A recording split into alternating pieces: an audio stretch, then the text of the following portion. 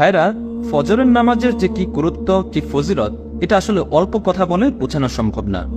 কারণ এই জামাতে যারা অংশগ্রহণ করে তারা যেন কোনো মানুষ না, এদেরকে আল্লাহ তাআলাই নির্বাচিত করেন।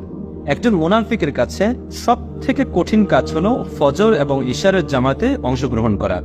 রাসূলের সাহাবী আবু হুরায়রা রাদিয়াল্লাহু তাআলা আনহু তিনি সর্বাধিক হাদিস বর্ণনা করেছেন। তিনি বলছেন যে রাসূল আমাদেরকে বলেছেন, একজন মানুষ যখন ঘুমায় তখন তার মাথায় শয়তান 3টি গিট দেয়। গিট তো চিনেছেন, প্যাচ। যে ব্যক্তি নামাজ আদায় করে, সবাই না, যে নামাজ আদায় করে সে 3টি গিটই খুলতে সক্ষম হয়ে যায়। কিভাবে? ওই ব্যক্তি যখন ঘুম থেকে উঠে আল্লাহকে স্মরণ করে তখন তার প্রথম গিট খুলে যায়। এরপর যখন ওই ব্যক্তি ওযু করে তখন তার দ্বিতীয় গিটটাও খুলে যায়।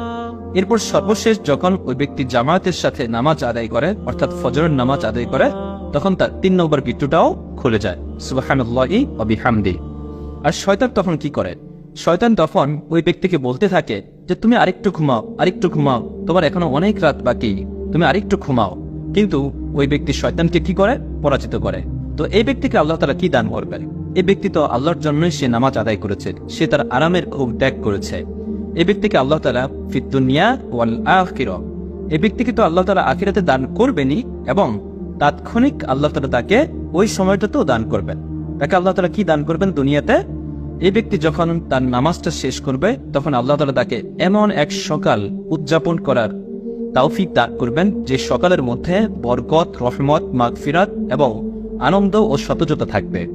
আর যে ব্যক্তি এই নামাজ ত্যাগ করবে, ফজরের জামাতে অংশগ্রহণ করবে না, তাকে আল্লাহ তাআলা এমন এক সকাল উদযাপন করার তৌফিক দিবেন যে সকালের মধ্যে বরকত থাকবে না, রহমতও থাকবে না। অর্থাৎ তার সেই সকালের মধ্যে আসলে কোনো আনন্দ থাকবে না, শুধু থাকবে অলসতা। এখন আপনি যদি সেই রকম বরকতপূর্ণ সকাল, বরকতপূর্ণ জীবন পেতে চান, তাহলে অবশ্যই আপনাকে ফজরের জামাতে অংশগ্রহণ করতে হবে।